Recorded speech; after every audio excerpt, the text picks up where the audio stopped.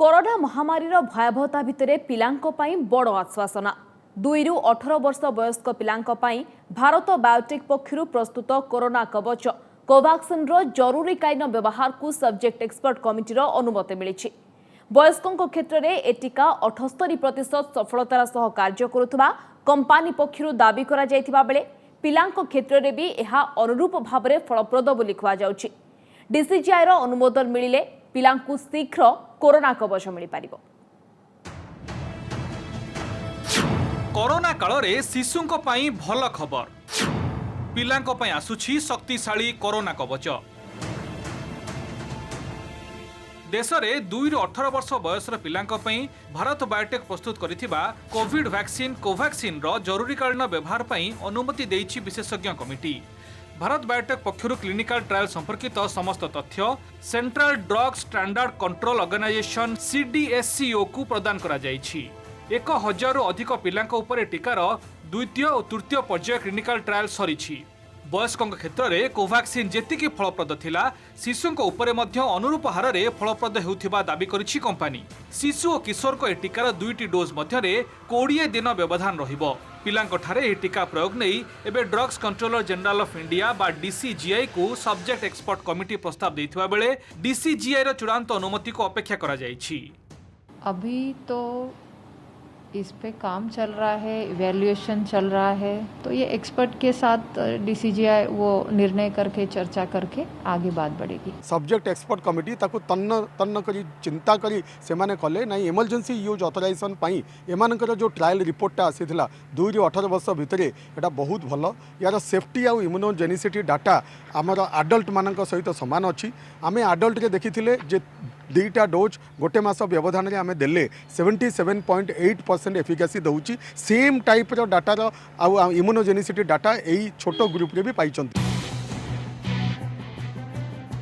Bharat biotech रो corona कवच आसिले यह बहुविध रोग आक्रांत थिबा पिलांकु प्राथमिकता भित्तिरे दिया जिवो एवं परे अन्य मानकु मिलिबो बोली पूर्वरु सूचना देइथिले भारतर टीका टास्क फोर्स रो मुख्य डॉक्टर NK अरोरा।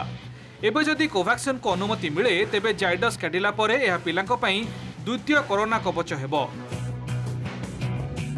यह पूर्वर गत अगस्ट जाइडस कैडिला 12 वर्ष ऊर्ध्व बयसर पिलांको पई प्रस्तुत टीकार 3 डोज जाब को अनुमति देइथिला।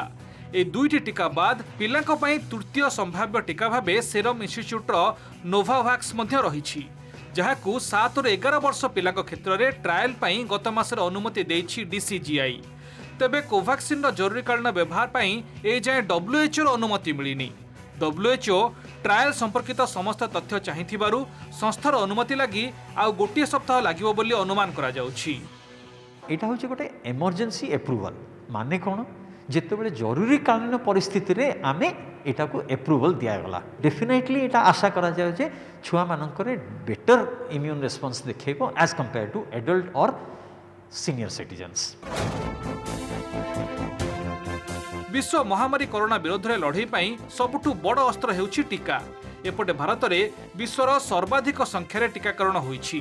एबे सुधा 96 कोटी रु अधिक डोज टीका दिया जाय सारलाणी।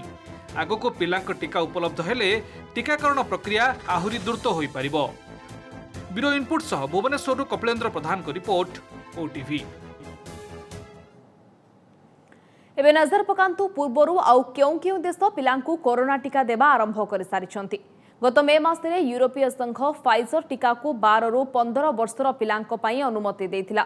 डेनमार्क 12 रु 15 वर्षर एवं स्पेन 12 रु 19 वर्षर अधिकांश पिलांकु टीका दे सारिछंती।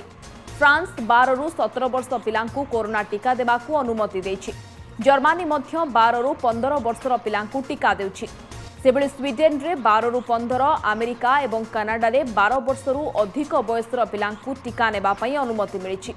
चीन रे 3 रु 17 वर्षर पिलांकु सिनोवैक टीका दिया जाउछि। सेबळे चिली रे 6 वर्ष रु अधिक बयसर पिलांकु टीका दिया जाउछि। तेबे क्यूबा प्रथम देश भाबरे मात्र 2 वर्षर शिशुंक पई भी निज देश रे उत्पादित कोरोना टीका व्यवहार को अनुमोदन दैछि।